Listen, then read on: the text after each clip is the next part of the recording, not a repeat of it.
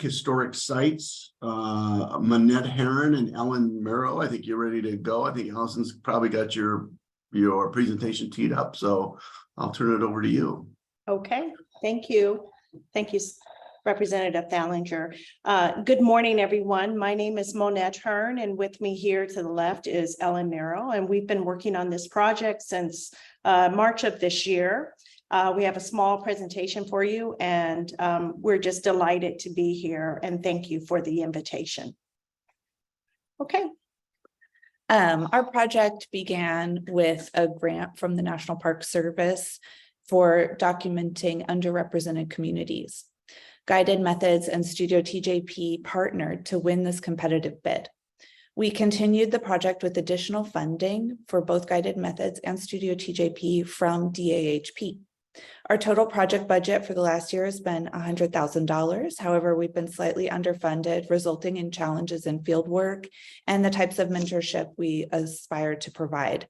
The deliverables included in our contract include a list of Black architects, artists, designers, engineers, and other creators, which we've almost completed, biographies of 5 individuals from the list, identifying 30 to 50 places of significance, which we have exceeded so far, and adding at least 2 sites to the National Register, which we already have underway.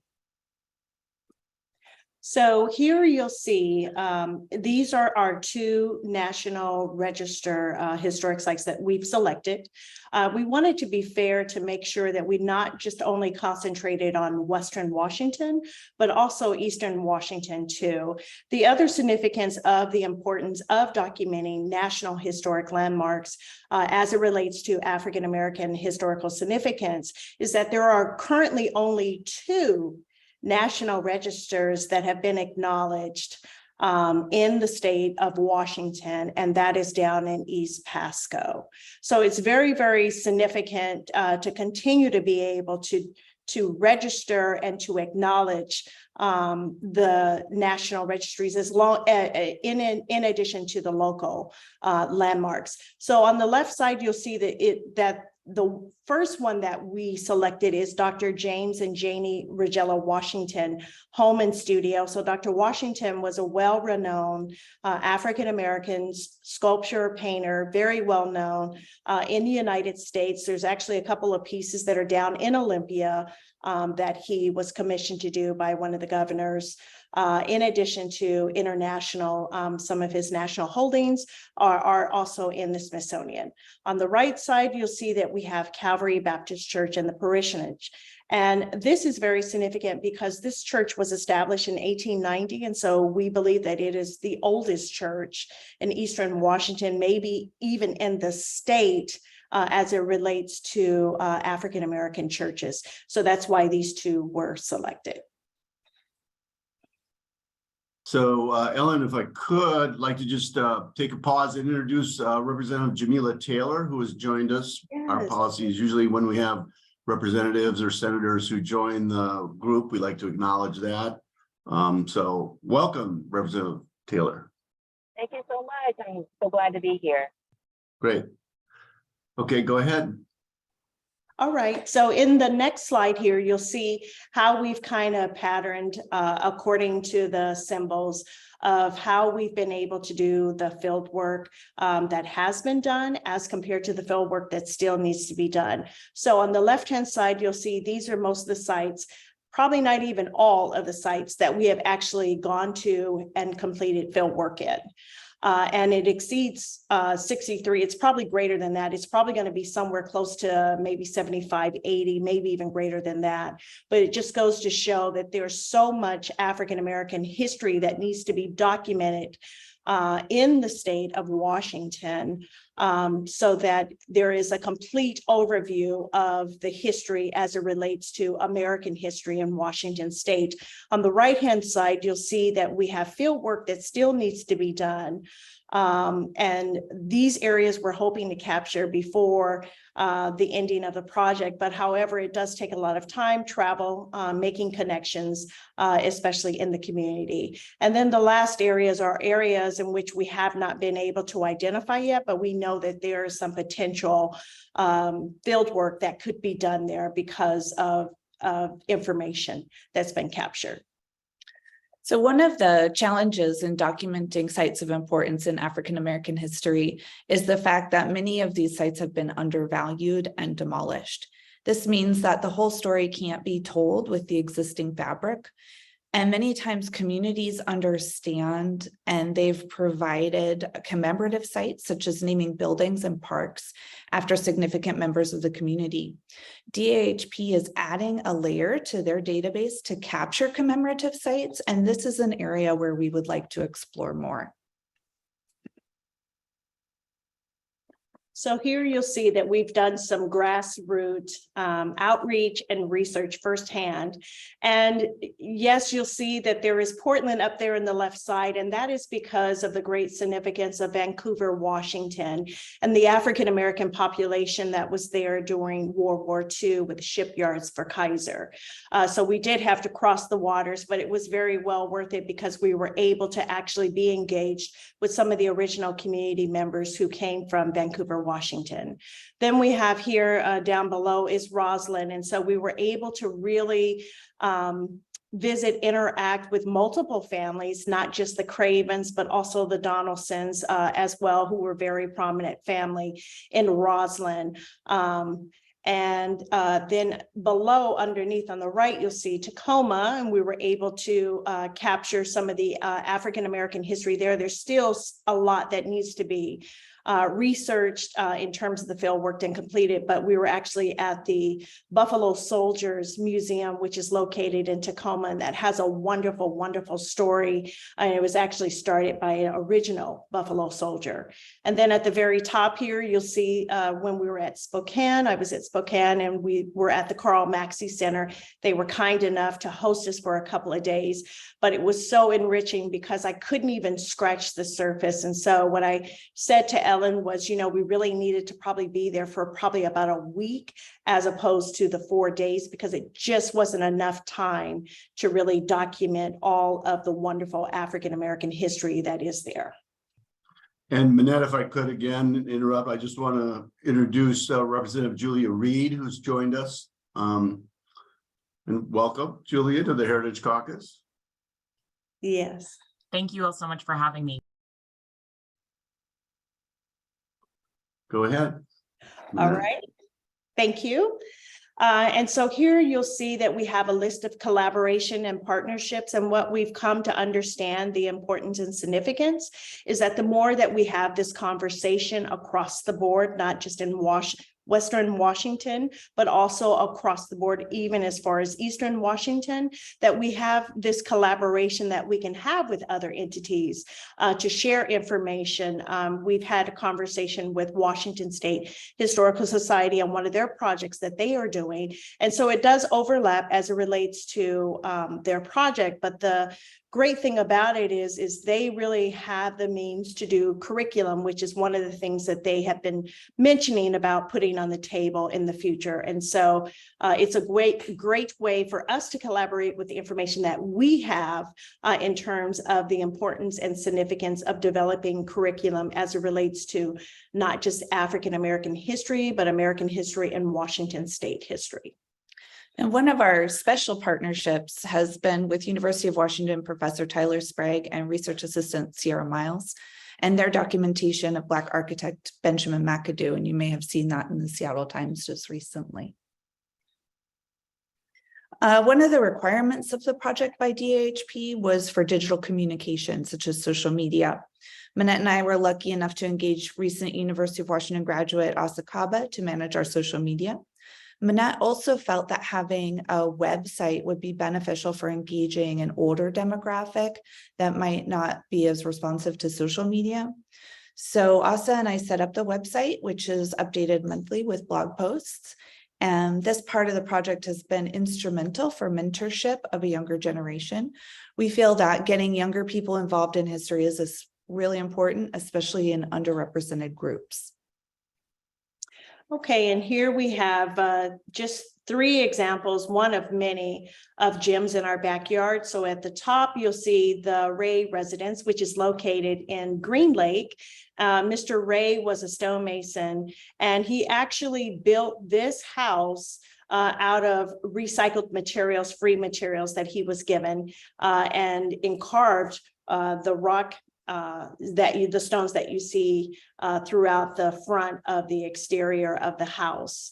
Then next to that, as we shift to the right, you'll see Ronald Mine number 3, and that really has great significance because Ronald Mine number 3 was where the majority of African-American coal miners actually were hired and were working in that mine. And so it has great significance as it relates to labor history, Black labor history, and African-American history. And then down at the bottom, you'll see one of the examples of Dr. Washington's sculptured pieces. He is a self-taught, renowned sculptor, and that I'm not sure if that's granite, but that's mostly what he was working with along with other materials. So one of the things that makes our project different is that by working with DAHP to add sites to the state database, regulators at all jurisdiction levels from local, county, and state can understand the importance of the site. This means that when it comes time for planning, these sites can be taken into consideration, whether it be for preservation or providing mitigation. We can continue the historic record of these places. So here in the bottom, you'll see that I've already encountered a lot of barriers, as well as Ellen. One of the barriers that we have constantly had a challenge with is constantly having access to the repositories where there is significant African-American information, whether it be documents. And in this case, this is just one example of a tape of Mrs. Strong, who was a prominent resident in Roslyn, Washington. And the interview was done in 1968. It has not been transcribed nor digitized in any form. So it's a great loss when we're not able, not only just me, but other researchers, to be able to access this type of information, because it probably can give you an ethnographical study component of what life was like firsthand from those who lived during that period of time. The other issue that we have on the left-hand side is in reference to African Americans who have donated their entirety of their collections to these different repositories and not being able to access them themselves. And so it really does create a problem, because you're not able then to fully access the documents that you need to in order to complete or continue on with your research. So for the past year, we've been able to make progress on the deliverables, and we're anticipating delivering all of what we were contracted to do and more by the time our contract is up in the summer. However, we're barely scratching the surface in Black history in Washington State. We feel that in order to continue with the level of work we've been providing and dive into more depth, we can use $250,000 more for the next 2 years to continue our documentation and to continue mentoring young historians. We just want to thank you guys again for allowing us to have this opportunity. We have our contact information along with the website that you can go to. It will also be placed in the chat so that you can access it. Are there any questions? I know we don't have a lot of time, but we wanted to make sure that we provided that. Yeah, we have a few minutes, so great presentation, very interesting stuff, obviously stuff we're not aware of. So we have some time for some questions or comments. Senator Warnick. Yes, thank you. I was concerned when you said that you don't have access to the repositories of some of this information. So does that just mean people aren't willing to turn over those tapes or turn over those records, or what does that mean? And can we help you with that? Yes, thank you, Senator Warnick. So what it means is that it seems to be a large surplus of accessioning items into a collection.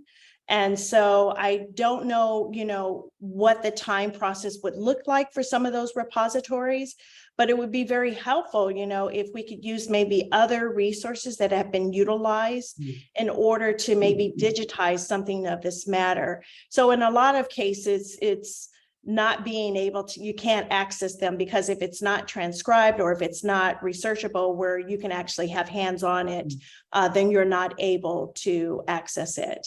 Okay, it's not that they are refusing access, it's just, No. okay, okay, all right. Yes. Thank you. It's You're very very, welcome. very interesting, so. Thank you. And Dale, I see you have your hand up. Dale Crows. And you're on mute, I think, Dale.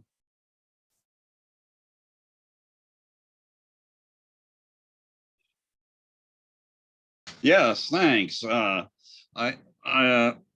was just curious if you have any information developed on Julia Jacobs, who was adopted by Chief Wahalchu and his wife Wishy-Dot, and born from and raised from infancy in 1874. But I work with Ed Carrier, who's a Suquamish elder and master basket weaver, who was raised from infancy by Julia Jacobs over in Indianola. Ed just got the national award from the First Peoples Fund, the Community Spirit Award in July. And he credits Mudge's ability to replicate ancient baskets from archaeological sites to have been raised by his great grandmother, Julia Jacobs. So I was just curious if you had any information developing about Julia, who was also the major person linguist like T.T. Waterman went to in the 1920s to learn Lushootseed language. Okay. I don't recall her name offhand. There is so much information that I have seen that I would have to have a point of reference. But would you be willing to send us that information? And I would be more than happy to follow through with it, because I think that it's very pertinent to look at each piece of items of historical contents. And where should I send it to, Monette or Ellen? Monette or Ellen. Okay. Yes, and the website should be up on the chat. Yes, so it's Historic Black Washington. Yeah, I'd be happy to do that. Thank you so much. And I should point out Ed is nominated him for the National Endowment for the Arts National Heritage Fellowship. You'll hear about that pretty soon. And again, that's largely because he was raised by his great grandmother, who taught him the old style Salish basketry. Wow. Thank you All right. very much for that. Chris Moore, your hand's up. Yeah, thank you. First off, just Happy New Year, everyone. Senator Warnock, thanks for joining the Heritage Caucus. Great to have you on board. Just a quick note of thanks to Monette and Ellen. You know, the result of getting properties listed in the National Register is huge. I'm not sure what the exact statistics are right now, because they've changed a little bit over the last 10 years or so, but of the thousands, tens of thousands of properties listed in the National Register, I think it's something like fewer than 5% are associated with people of color or women. So getting this representation in our official list of historic places is just critical. And I also want to acknowledge DAP for their work in going out and seeking grant opportunities from the National Park Service, which has really provided some funding to do this level of documentation directed specifically at underrepresented communities. And so, you know, the DAP's been great in seeking those opportunities and then getting those dollars through to folks like Monette and Ellen and others who have added to Washington's list of underrepresented places. So just the importance of this is critical. I just wanted to acknowledge it. Thank you very much. Thank you, Chris. And Karen, you have your audio worked out here? I don't know. Can you hear me? Yeah, we can. Hey, okay. All right. Just quickly, Monette and Ellen, thank you. Great presentation. Just a reminder that there are quite a lot of Black artists represented within the state public art collection. And, you know, they're not buildings, but they are often, you know, they're integral to buildings. So we would be happy to contribute that, or to, you know, see if there's a place where that might fit. But, you know, there are everybody from Jacob Lawrence through Yes. much lesser known artists are included in the collection. collection. So we'd love to be a part of it if that fits for you. Wonderful. Thank you. Thank you. We look forward to it. Dale, is your hand up again? I just wanted to see if there was much on George Bush, one of the original non-Indian settlers in Newmarket. We did archaeological testing of his homestead, and so did Evergreen State College. So there's some pretty good information in an archaeological sense from his family. Yes, we are aware of it. However, I've really been trying to concentrate first on those that have not been discovered, because there's plenty of information on those that have, and we can capitalize on that. So thank you for that mention. That is one of the areas we've targeted for our future field work, Yes. because we want to make sure that that gets incorporated into the survey. Yeah. So, yeah. Thank you very much. Thank you. I don't see any other hands up, so thank you, Manette and Ellen. Great presentation, great information to bring to the Heritage Caucus, and sounds like we'll be tracking your efforts. So thank you again. Thank you. Thank